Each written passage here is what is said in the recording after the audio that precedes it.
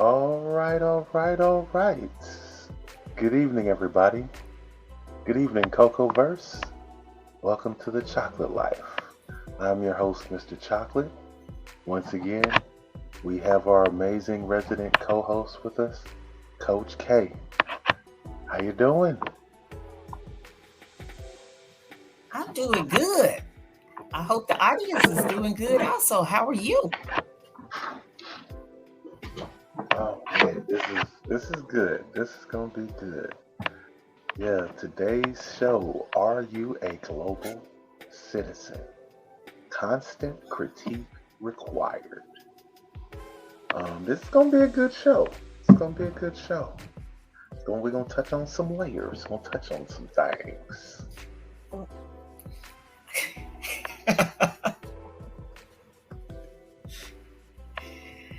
Yeah, I think, first of all, I'd like to thank the audience for such an amazing increase on last week. It appears that we are reaching more of our younger participants who are interested in making a change, not only for themselves, but in this world we call the global planet.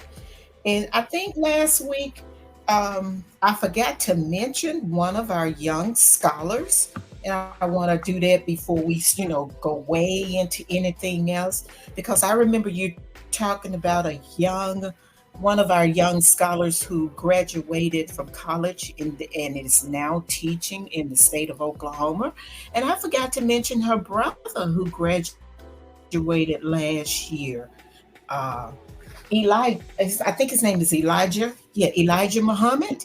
He graduated in Yes. 2013 at the rightful old age of 13. And I found amazing because I looked up his degree, and he graduated from a 2-year degree in science and cybersecurity. Okay. So we are getting the education we need. Our young people are actually, they coming up the rear, and they are really showing us old people how to do this thing, because if we are to become global, if we are global citizens, constant critique is required, because all of these so-called to be superpowers, and all of the superpowers come out of the mindset of the Europeans. And I want to people, start us if looking at global citizen. Europeans came to be called Europeans because they were the melanin deficient, if you want to call them black people, who moved into the colony called Europa, okay, which we now call Europe. I want us to start thinking of that so we can actually change how we understand this whole process, because we have been taught and we have been conditioned going back to. I'm gonna have to call Neely Fuller Jr. I'm gonna have to call him a professor. I cannot. He's an elder in our community, and most people may not know Mr. Fuller is still alive. Mr. Fuller is 93 years old, and he and Mr. Carr Nelson have a show every week. And this man has devoted his life to educate us on white supremacy and how to dismantle this system. Long before, long before the researchers decide to do abstracts, something going on that I need to know about. Oh no. We're good. Anyways, oh, okay. Well, I thought I heard typing. Uh, Mr. Fuller has been trying to educate us since he got out of the Air Force. He first went to the Army, he served time, and then he also served time in the Air Force. And I'm saying that to say this.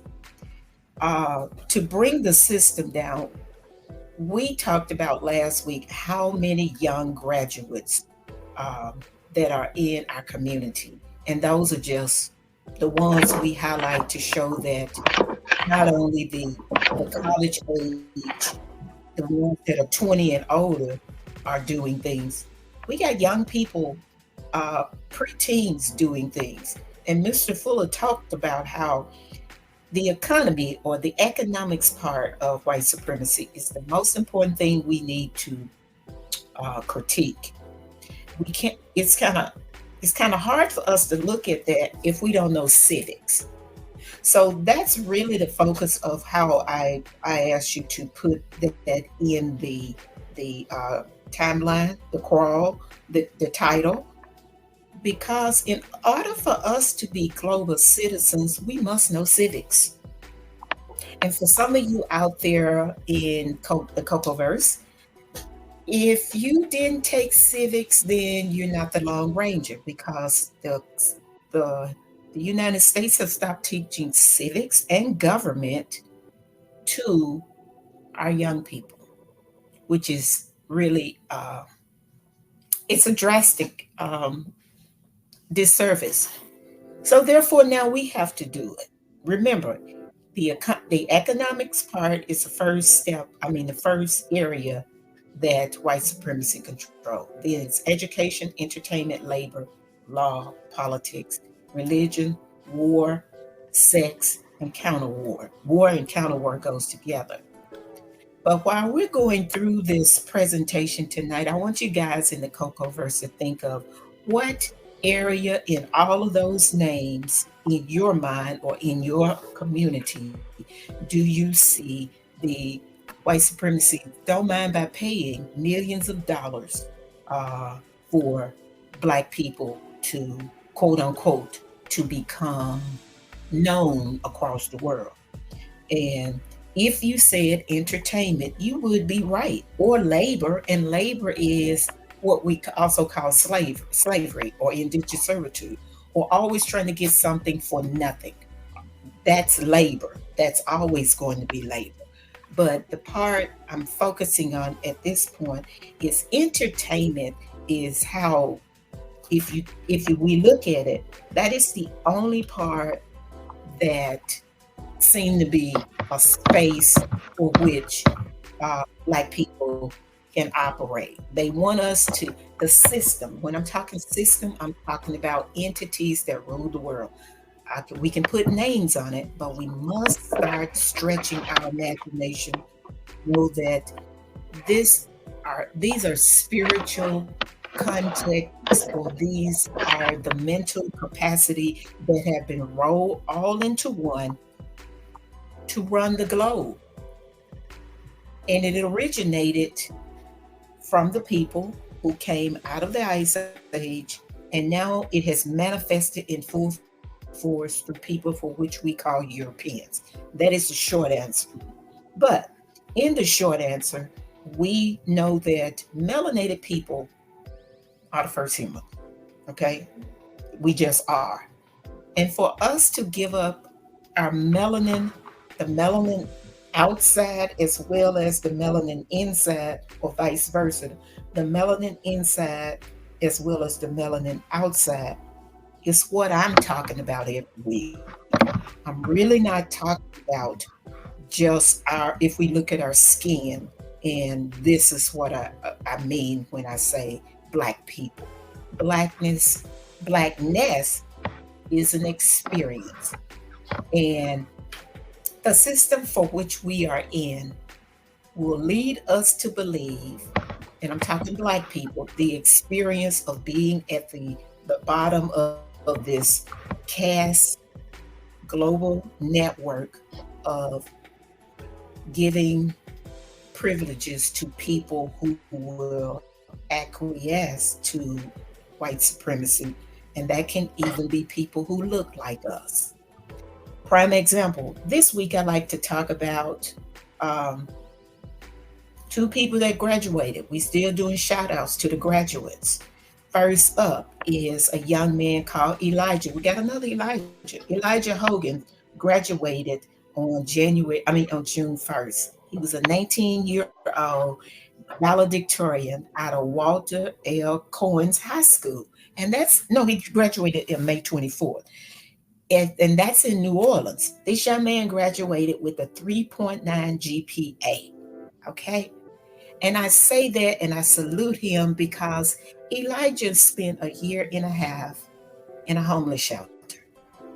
So his story should have been a motivational story for the whole month of June for young people who are struggling to get out of high school, struggling to have a decent life, struggling because, as I just told you, live in a shelter because your parents may have died, your parents may have, they just not in your life. Okay, let's just leave it at that. For whatever reason, you got to figure this thing out.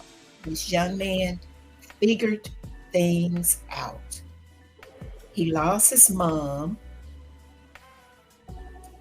at a very young age, and he went to live with his grandmother. He started out living in Houston, Texas, but he ended up in New Orleans. I find it interesting, and we're going to do comparison because if we constant critique forces us to do comparative analysis. Now, I talk about Elijah, but I want to compare Elijah to another young lady who just graduated. Her name is Haley, and I think her last name is spelled Schmitz.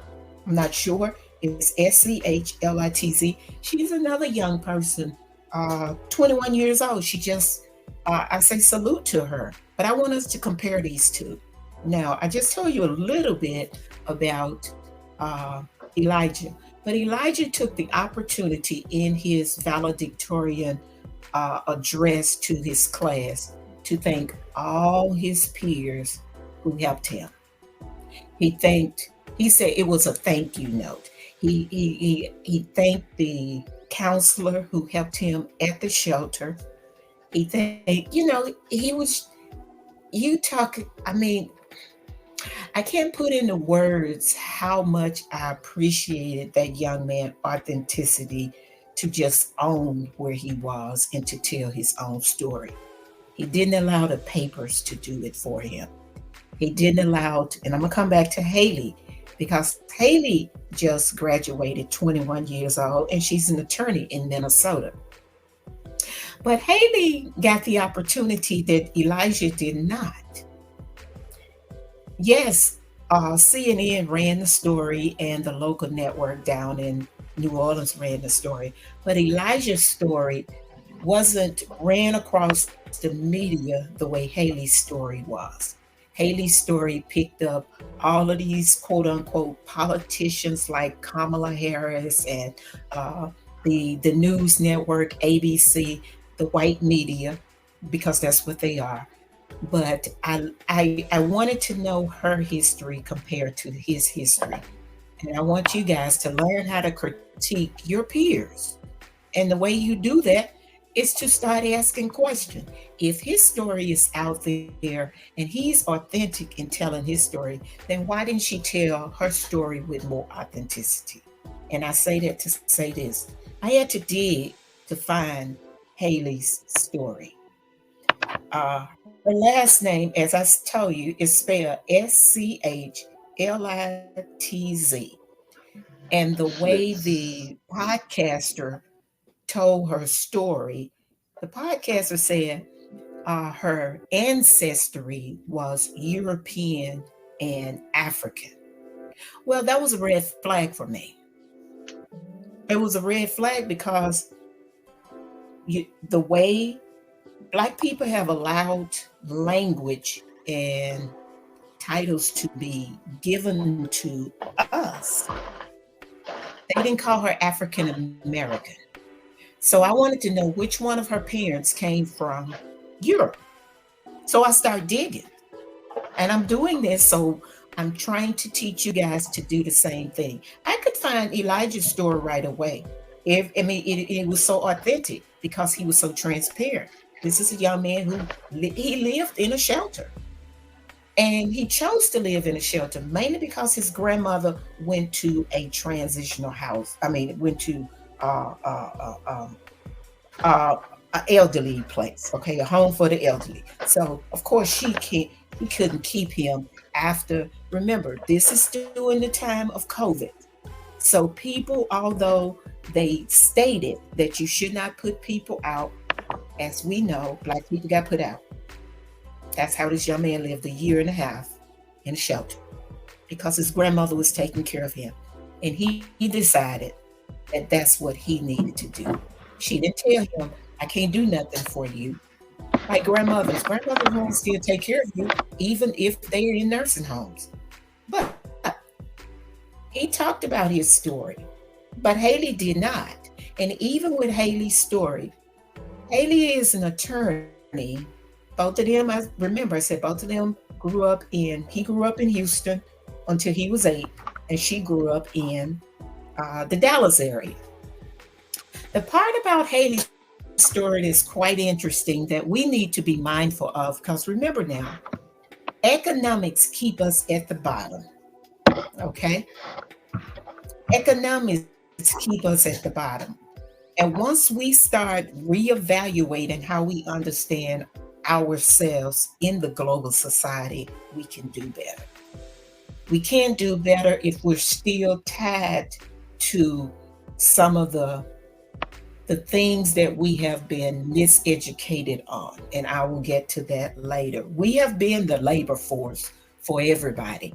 Now it's time for us to be our own labor force and check out of some of these systems until the systems can actually do what's right by us and for us. And we have to demand that. Young people, you have to demand that. It's like I said, Haley's parents, her mom is a pediatrician. Okay. Her dad, and she was homeschooled. So it's wonderful. They can afford to homeschool her. Her dad is some white guy he is a professional. He owns a golf course. So this is not a poor family. And I'm using their comparison because they played her up to say she was the youngest attorney and they talked about her story, but at the same time, they never said her mom was an immigrant to the country down in Texas. Am I bashing immigrants? Absolutely not. But people need to tell their own stories and not try to uh, uh, hijack our story or try to become a part of our story. When I say become a part of our story, pretend to be us to get benefits only to end up, and I'm going to continue to talk about Kamala Harris because Kamala Harris, this young lady, it may be what I'm doing, but I see her doing the same trajectory because I looked at all of the schools that she applied to. Is she smart? Yes, she is. Elijah, by the way, is going to Xavier down in New Orleans, and he has a full ride, which means they're going to pay for. He has a scholarship. He's not all of his expenses as far as his books and stuff will be paid for. This young lady has a license up in Minnesota. Now maybe she'll come back to Texas, but her her focus, she's been doing things, and it's something with immigration. So I had to go back and look and see. It said her parenting, I mean her heritage was African and European. And why is that important? You need to ask yourself that. For me, it's important because when they parade her around on the TV, it says she is African American, okay? Or a woman of color. We're not people of color. People of color is another word for white people to use when they are using coded language to really kind of erase our contribution in our history. I'm okay with her doing whatever she's doing, but own your whole heritage. This young lady said her mom was her hero, which is fine. I still don't know what country her mom is from. And even in all of the podcasts that the information that was given, it was close to the end before they showed her whole family. And I'm going, now this makes sense. They are they are manufacturing a narrative for us to accept the same way they did for, and I'm going to use the Simone Sanders because Simone Sanders from Nebraska. and she's on MSNBC. Simone Sanders did everything she could, and she's a 30 something, okay? I'm trying to teach you guys how to critique people just right above you, not people 9,000 years away from you. Simone Sanders grew up in the same area, in the same town where Malcolm X grew up. Simone Sanders never said anything about Malcolm X because she was busy being groomed, and we use that word kind of uh, loosely to just talk about it in terms of quote unquote sexual paralysis or people sexual deviance. Grooming, you can be groomed to be a politician very young in life. That's the part I want you guys to look at for this young lady versus this young man. Elijah going to school to be a graphic designer. This young lady is going. I mean, she's her profession is an attorney. But right before she got her license, which she was 21, a few years early, matter of fact, 5 years earlier, another person from the Texas area got their license. His name was Cortland Wycliffe. Cortland is spelled Corrtlan. Last name is spelled Wicklif. This young man, who is a black guy, an African American, as if you want to use that, he actually was the youngest attorney to receive a license to practice in the state of Texas. Remember now, he's from Texas. He still practiced in Texas at the age of 23. Now, I'm still comparing the three of them now because now I'm talking about an attorney, somebody who can help us in the system and to actually understand the globe. We have people who have come over to the country. I know this for a fact because I work with a number of people who are immigrants. Some of them have citizenship. Some of them have said, although they look like us, they were told by the good white people who brought them here, because most of them came over here through missionaries and all of these different things, the same way the Ukrainians are coming over, the same way the Afghans. They're not going to deal with us because they've been told not to deal with the black people. I don't care if they look like us. And I said that to say this. Cortland's story didn't get the notoriety that Haley's story got. So you'll see Haley in a few years. As I stated, Haley became a part of the sorority when she went to school down at SMU. SMU is a Southern Methodist University down in Texas. The operative word there is Southern Methodist. All of these religious institutions, regardless of what their names on it, they ran by a government of thinking that is steeped in white supremacy. So, however you see her on the outside, know that the education that she has gotten has been the same way Kamala Harris and uh, Simone Sanders. One other person to add to this mix is Katanji. Am I saying her name right? Katanji Brown Jackson. Katanji Brown Jackson. Katanji, yeah. And I need you guys to, just as we are talking, if you need to write notes, write notes so you can go back and have your aha moment or whatever later. Katanji Brown Jackson is married to a white guy. All of the people Joe Biden was trying to put on the Supreme Court, all of these women, as he said, the women of color, all of them were married to white guys. Something is wrong with the dynamic if the only person you're trying to put on in a position is married to a white guy. Am I knocking people married to white people? Absolutely not. But at the same time, if you're putting them on there because you think they're going to be safe Negroes, then that's a problem for us because that means they're going to act like Kamala Harris.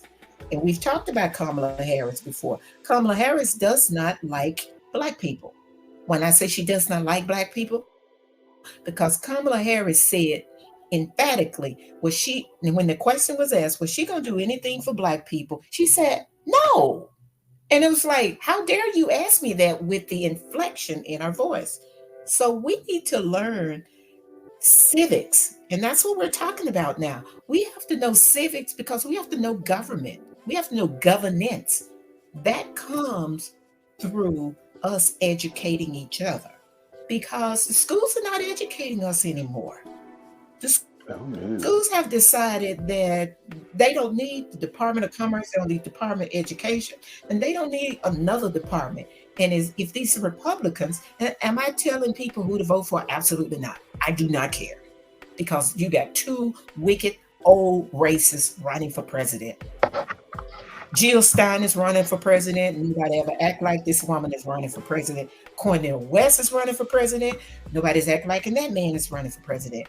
And then there is also the Kennedy person who's running for president. Nobody's acting like he's running for president. But his name, my point is, his name get a little bit more shine in the white media than Jill Stein or Cornel West.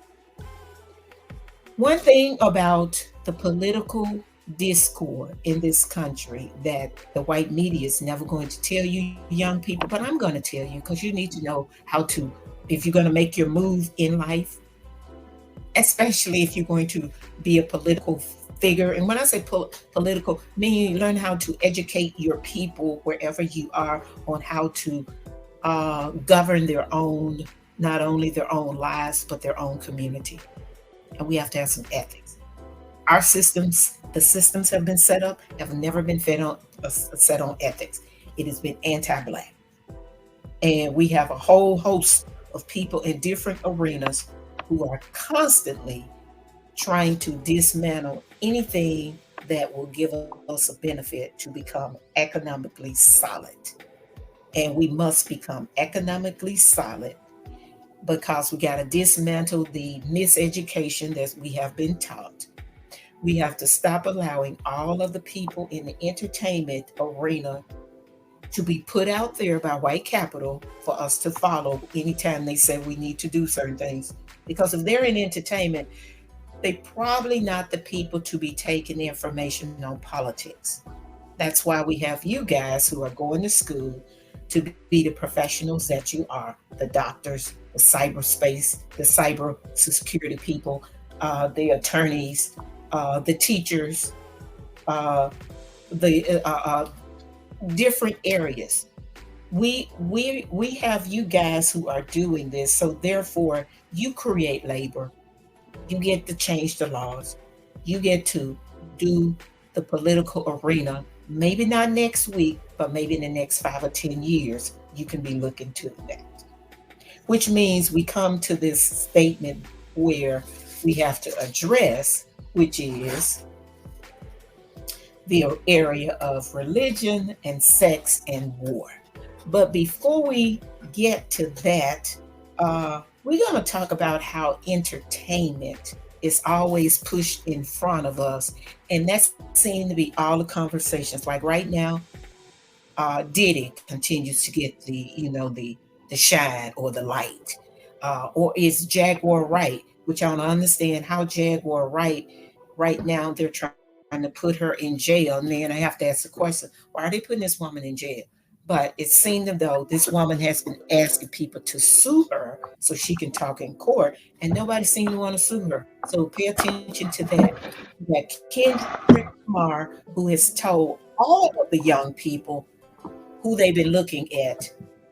Not only is not like us, he is just like Haley. Am I knocking? I'm not knocking Haley, so please don't take that as a. I'm just saying her background, her story is not our story. Neither is Drake's story. But Drake has used all of the negative, mostly stuff in our community to make money off of. And we have to be careful about people who do that. First of all, it's disrespectful. You come in the community, just like Kendrick said, and you use all of the language that the people in the community use, yet at the same time, you have no respect for the people. And you continue to use lesser known artists to give yourself a boost. And he's been doing it his whole career. And now, how is it that 12 years later, the people who are in Drake's age and in Kendrick age and younger are just seeing it? And it took Kendrick Lamar to tell people something that they should have known. But this is Yeah. why it's important for us to do constant critique, because we accept these people, we become fanboys and fangirls, and that's not helpful because they're eating off the community, but they're not helping the community. And Right. like I say, entertainment become the the pillow. That's the only thing they think we're good for, entertaining them. Case in point, and I'm gonna let Mr. Chocolate come in a moment to talk about another news story, which this is the music industry that I was talking about. But I'm gonna let him share a little bit about the sports arena because he worked in sports and he worked with young people. So I'm gonna let him tell you the story about another way how they continue to push stuff out that may not be as important to us as a whole, but we don't have the platforms, we don't have the infrastructure yet to do the things we really need to do. And you young guys, yeah, you guys can still have fun, but when we are put to sleep with foolishness and miseducation, we get people like Donald Trump and Joe Biden running the country. Mr. Chocolate, you want to just add what I'm talking about when I say entertainment and how entertainment become the only thing that they will pay people. Like I said, they pay these commentators big money. They pay these coaches in these schools. They pay them millions of dollars. And your staff start asking the question, why is entertainment such big business when we have healthcare that's falling apart? Politicians are crooked. They've always been crooked. That's what they get paid for, to make sure the corporations continue to keep their money. So all of these people who are senators, congressmen, and even president, they're doing what they get paid to do. So, anyways, piggyback on that with this great white hope story that they're trying to push on us, and they're trying to create a big, to me, a bigger narrative than there really What it, is. Because go ahead. yeah, so the biggest thing right now is, Caitlin Clark is the big story. Um, a lot of people, a lot of people didn't really start following Caitlin Clark until this year. But then there are people who are basketball fans who saw, basically slowly started to hear her name a little bit before the tournament. And the reason why was because, one, her game, her play style was very, it mimics a very familiar basketball player by the name of Steph Curry. But then she was also averaging a super high amount. And then on top of that,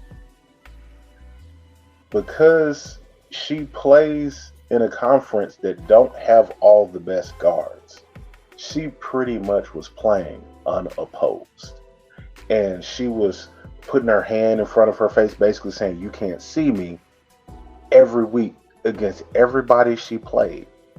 So she made it through the tournament. She's even under the impression that she's gonna breeze, but they barely beat University of South Carolina, and then they had to meet up with the LSU Tigers. And who plays for the LSU Tigers?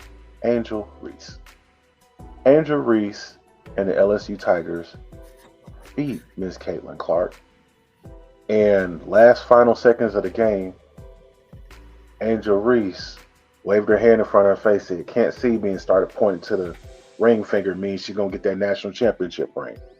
And the media immediately raised Caitlin Clark up as the savior or the hero, and made Angel Reese the villain, even though the villain won. Now it was just crazy because Caitlyn had a 40-point game and a 35-point game, whatever, prior to even getting to South Carolina and LSU. And the media just already, oh, she's the greatest women's basketball player of all time. And they raised her up as the new darling, as the new hero. And because Angel Reese gave her what she was giving, Angel Reese became the villain. And it carried over the whole summer, even into the season. And so the one thing that bothered me was when Dr. Biden, Dr. Jill, invited Iowa to meet her when she only should have invited LSU. That just never set right with her. Still don't. Now, everybody's was talking, oh, Caitlin Clark. Angel Reese was taking care of business. Asia Wilson wrote a New York Times best-selling book, was Rookie of the Year in the WNBA, was Player of the Year. She won a national championship her junior year. And nobody's talking about that, but everybody is telling the world, well, the media is telling the world that Caitlin Clark is going to change. She's the Michael Jordan. She's the Diana Taurasi of the WNBA. And that is what has been spent for the last 2 years. So let's fast forward to April of this year. What happened? Caitlin Clark had her second meetup with Angel Reese, but this time they won. But this time it's still different. This time, when she beat Angel Reese, she did not get a ring.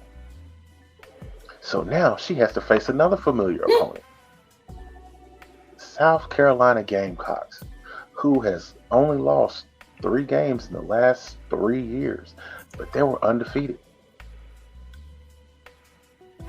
Now, mind you... May I add something right there? Yes. May I add something right there? Okay, yes. That team was undefeated, but yet and still they are highlighting a person who lost. A whole team who won the championship are not highlighted. I doubt if most people can even tell you who played on the South Carolina Gamecock team, who played, because most, I guess if they're seniors, they probably were drafted also. But they're still highlighting this person. That's why I said we have to do constant critiquing, because we're talking about a superstar around the globe, and that they're considering this person to be the best person in the world, or something. And I have to say of something because obviously she's not the greatest, because you just telling me that she lost the last time and now she just now lost, yet and still they're raising her up to be some type of prototype for us to look at. That's not by accident. That is what white supremacy does. It continues to raise up who they deem is worthy to be raised up. But continue your statement. And so I guess, with her play style and everything, everybody in the media, even these new sports media people, with the exception of a few, because there are a few that are not drinking the Caitlin Clark Kool-Aid, which it tastes kind of bitter right now. A lot of people, they're just not buying it. And even to further that, Coach Gino Ariema from University of Connecticut came out and said that she's not even the best player in her class. And she is not physically built for the WNBA. And he said media and these new college basketball fans disrespected the players that are already in the WNBA by saying she's going to be the greatest before she even set foot on the Mm-hmm. court. And that is And the it was a reason why, disrespect. yeah. And But that's why it's even important fast for forward, us to be, go ahead, our own network. right. And even fast forward to earlier Because, today. because Go ahead. no, go ahead. Oh, and even earlier today, the report came out that they put out the roster for the Olympic team, and these new college basketball fans that ain't watched college basketball until this year are mad because Caitlin Clark is not on the Olympic team. Now, I have inside sources to college basketball, um to the WNBA, and have sources that have played basketball overseas. And I am going to tell you straight from the horse's mouth. And I've talked to a couple of, and one of these people is the newest head coach, women's head coach at the university at Alabama A&M University. Um, NCAA basketball and Olympic rules known as FIBA basketball, two totally different games. Everybody that's on the Team USA roster, they have Olympic experience, and they also went to a training camp, which they literally trained and played and practiced under the FIBA Olympic rules. There's only one player, one American player. No, I'm sorry. There's one American player that actually got drafted that has international FIBA experience. And that is Caitlin Clark's rival, Angel Reese. Just last year, she played on the under 21 USA national team in the World Championships. So she knows what that style of play is like. She has that experience. Now, if Angel Reese had been given that spot, it would have been very well justified. Caitlin Clark does not have that experience. People are talking about Caitlin Clark is getting bullied, getting pushed around. Caitlin Clark is not that strong. She needs to hit the weight room and get her endurance up. Caitlin Clark is struggling in the WNBA. If Caitlin Clark got on that team and played in the Olympics, oh, she is going to get railroaded because FIBA rules basketball is way more physical than what the NBA and the WNBA play here in the States. It is way more physical. So it is justified that she is not on the Olympic team. And people are, oh, she's so marketable. No, she's not. And then she's already being called the GOAT. And she hasn't done anything. Mr. Chocolate, And can I that, say something? yes, yes. Well, that's part of the reason why we have to critique ourselves and critique the so-called be media and the way they present people to us. We have to look at everybody and pull their jacket, as it's known in some circles. Yeah, in other words, you're pulling the jacket because you need to know what's in the file. You need to know what's in the Hmm. file. What is the person capable of? Not because I like you or dislike you, but are you qualified? And we have been so used to allowing that It's 23 hours. in our faces that now the chickens are coming home to roost because the United States have been horrible on all of this. And I'm going to get back to the young people, okay? Because you got Caitlin Clark and you have Angel Reese, who are professional basketball players at this point.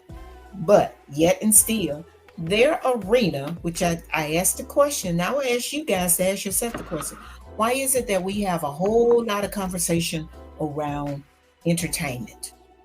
Think about that. We don't have a lot of conversations around how we are educated. And I say how because we are miseducated.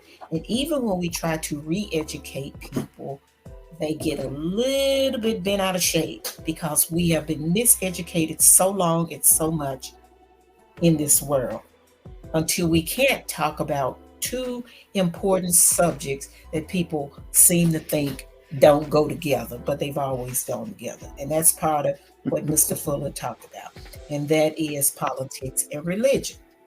Religion. Politics and Yep. religion has been a part of indigenous people culture forever. That includes us. That was a part of our culture because all of the human rights, civil rights, whatever you want to talk about, I can find 20 to 30 names who've been doing this ever since the Europeans been here. And we can do this all day for anybody who want to quote unquote have that conversation. But politics and Right. religion have been the most educated forms of institutions that we have been subjected to in this country. And we have to ask the question, why have we been subjected to that? A, because the laws have been written by the same people who break them, and those are the elites. Now, you can put whoever you want on the elites. You can put a pale skinned person face on it, or you can put a melanated person face on it. Because the same thing, remember, we're trying to be global citizens. That means we need to know about the globe. The prime minister, and I think she was from, I want to say Barbados. I would think she was from Barbados, and it was a couple of years ago. And then I'm coming to this year. Was having an interview with somebody who was talking about why is it that the what they call them when you under the quote unquote the British Crown, the independent states, why is it they can't get their stuff together and they have so much corruption? And just like pale skinned people are having in their approach, well, the prime minister said, so you really want me to tell you this? And she just told her facts. In other words, the facts are or were at that point that they had the interview is Europeans have set everything in motion and set their puppets up to be the government leaders. That includes the countries in what we call the diaspora in the South America or the Caribbean area, and that includes the continent.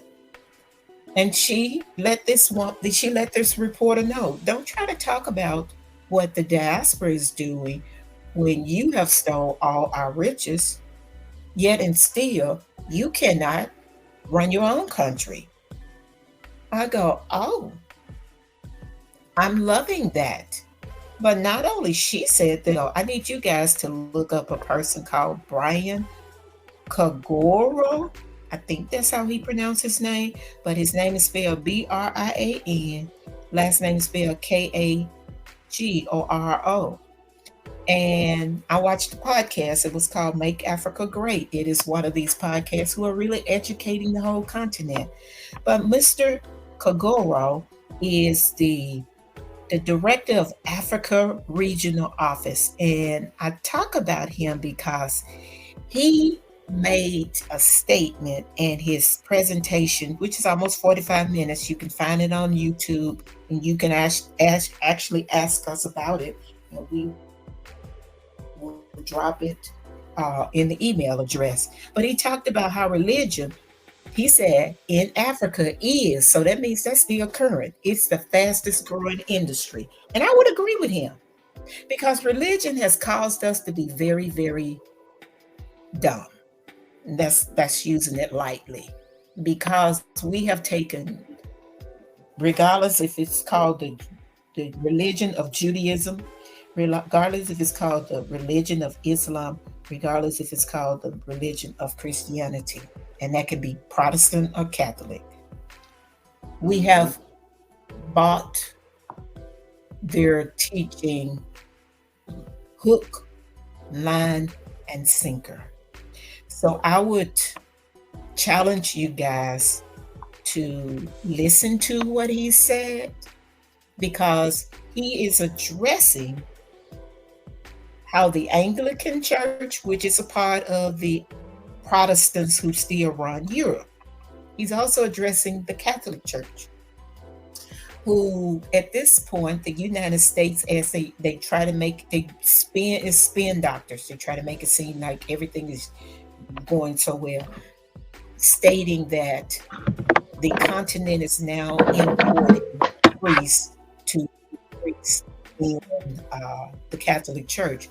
Well, there's a reason why they're importing priests from the continent to be Catholic priests in the United States, because the United States religion systems are dying. I know young people your ages, when I say your ages, who are 30 and under, they're not falling for this. If people cannot give them legitimate information to back up the claims that they are giving, young people don't want to hear it. I agree. Like I said, I've been doing this for 20 years. I can talk about the religious stuff, but I don't think that is not as helpful as giving you information that you can actually research yourself and make your life a whole lot fuller. Now, yes, I will talk about spirituality later when I set up podcasts and try to do this on my own. I'm gonna try to grow up and not, have Mr. Chocolate hold my hand. But I'm going to try to talk more about spirituality because that's my profession. But as far as what religions have tried to teach people, and that is to force them, that's not what melanated people did. So, my goal is to get us back to the original ancestors. And when I say ancestors, I'm talking about all of the original people that was on the earth, about people who became Europeans, and that means the people who lost their melanin, not only the melanin inside, outside, but calcified inside. So look that up. It's a real thing. Calcification, also albinism or albinism, whichever way you want to put it, cause these people to look like they look, and it has all caused them to calcify in their hearts. Because if your brain is calcified in that area that we call the pineal gland, then trust me, pituitary gland, I'm sorry, and the pineal gland, both of those. If they're calcified, then they manifest in all of this hatred we see. But I'm gonna get back on point on critiquing ourselves as global citizens. That was just a little too far over. We need constant um, critiquing because if we're not constantly critiquing, we run into what we just saw a few days ago when this young lady tried to walk across the stage in high school and get her diploma. And we see the boldness of her father come up on stage and remove the superintendent. Now, the superintendent, I don't know if you guys seen this story or not, but I think it's important because remember, we're talking about young people, what young people must know, and how to learn to address issue not only in the United States but around the world. Because we saw in COVID, China put all of these young people who were over there going to school, they put them out in the cold. Ukraine did the same thing. These are people who have means, but they went to these countries trying to get education, and then they don't mind by getting money from whatever their government are, because our government do the same thing. They bring in immigrants, as they call them, and they have money set aside for them. But these are the same people that cannot provide reparations for the people who built the country. But that's a story for another day. This young lady, young white lady, I mean, young, not one white girl, I guess she 18, so you can call her a young lady, was going across the stage in Wisconsin. And we must critique this. She was going across the stage, and her dad popped up on stage because he didn't want his daughter to shake hands with the black superintendent. Remember, we have politicians in our government like Byron Donalds, Tim Scott, James.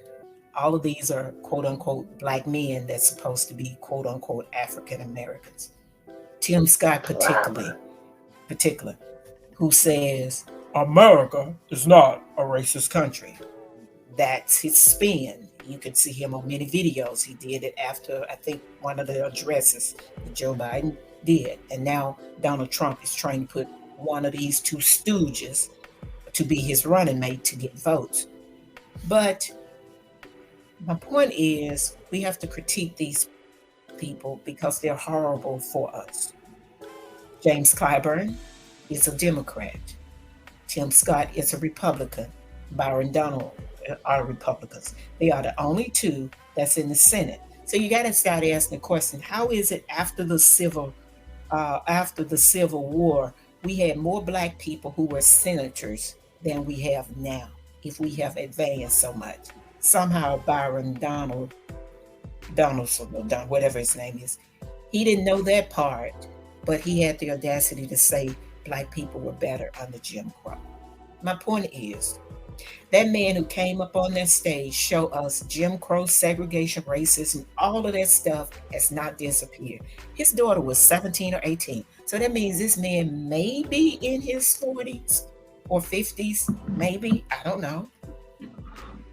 But he saw fit, and his daughter looked kind of shocked. So I watched her face and I wondered, did she know her dad was this racist, or she been tolerating him, or she just didn't know he was going to do this at this point? Either way, that's an embarrassment. And this is for you guys. If your parents have ever embarrassed you and you still living with this, that is an opportunity, just like she's going to have, to change her own life, because she's living with this person. And unless she changed her name, everybody going to know this. Now, Right. show Coach you how K, racist I the have a, country is. Go ahead. I also have another perspective on this. For some crazy reason, I've been Okay. thinking about this over the last couple of days. This particular incident. Could this be an incident where she's very aware about how her father is, but she's shocked at the fact that he actually did it? It's like saying the quiet part out loud. Well, and I'm not saying she does not, she's not aware. I'm simply saying that he embarrassed her. It, she didn't look Got like you, got you, she got you. thought that was an okay thing. He embarrassed her on a day that she's going to remember that Should have been hers. regardless if nobody knows her name. And they, yeah, it should have been her day, but all of this vitriol toward blackness has been spewed over, and everybody think they can do what they want to do because they've the system gave these people permission long before this guy got up on stage. Okay, and it's not quote unquote just him. This is the system. This is the same system. I say system because this is the same school, okay, up in Wisconsin. Remember, Wisconsin is the place where Kyle Rittenhouse shot two white guys who were protesting when the young man got killed in Kenosha. And then the judge allowed, actually helped the case so Kyle Rittenhouse can get out. This is the same state. So we're seeing that our court system, our laws, and our politics have never been on our side. Okay, because in 2019, this same school allowed the young men in some club or whatever to do a Nazi salute. So this is not quote unquote a one off. This is the behavior pattern of these people.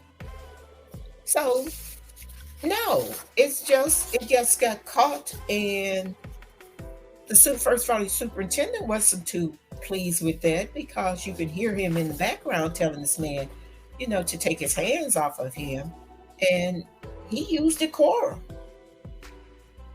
But somehow, this kind of behavior think it can actually move through the space and not get checked. And I have one more thing, and then if you have anything you can add it. It is time for Okay. us as Black people to see other avenues to educate our children. It may not be this year, it may be next year, maybe the year after. But the school system as we know it is no more. The Republicans, in their 2025 agenda, plan to dismantle it. So it's time for us to have options for our children, parents, and young people. If you're listening and it's something you may want to do, have your parents to look up ZIAC, the movement. ZIAC is spelled sorry, XYAYX, the movement. I say this to say this. This is an institute. I think it's in Brooklyn, but this young man has satellite education pods around the United States. I think it was last week or maybe 2 weeks ago.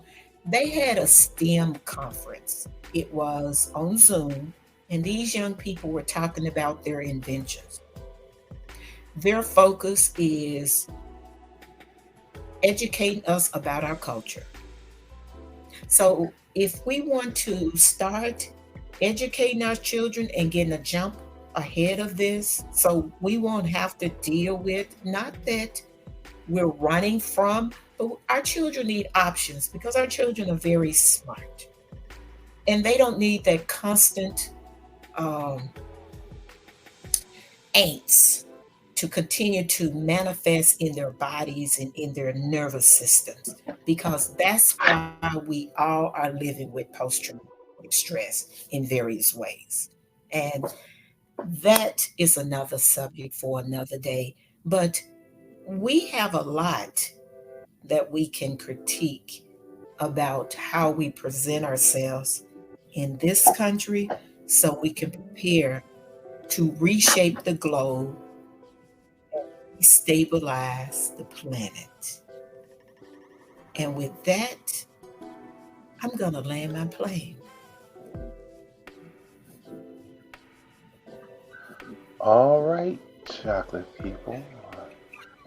That's it for today. And I actually had a whole lot of other different notes on different stuff, like how the Mm-hmm. economics, took out apartheid, Bishop Woodard coming down on an entertainer, and the world minimum wage in comparison to the American minimum wage, and how the government says they can't raise it. But I still got notes, but like this was some good information. It all ties together. It all ties together. So Well, if you guys please well, like, share, and hopefully we can. subscribe.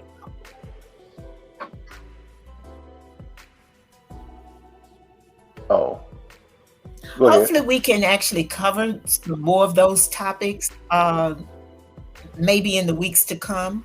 We'll just see. I mean, we can pull that in because I mean that is important to talk about why we cannot uh, why the corporations who run the country don't want the minimum wage to go up. The Remember, labor is the reason the Europeans came over here because they wanted to have another economic base. They didn't want to work, but they love having people work for nothing. That's why they want all the immigrants over here, so they can work for nothing. That's been the goal from day one, and that's what's going to destroy the country because Europeans have never been good managers of anything. They're just not. But They are not very anyways, fiscally um, responsible. no. All right. Please like, share, and subscribe. If there are any questions or comments, please send them to the chat or email at therealchocolatelife@gmail.com. All right. You guys be safe, be vigilant, stay ready so you don't have to get ready. All right. Until next time. Peace.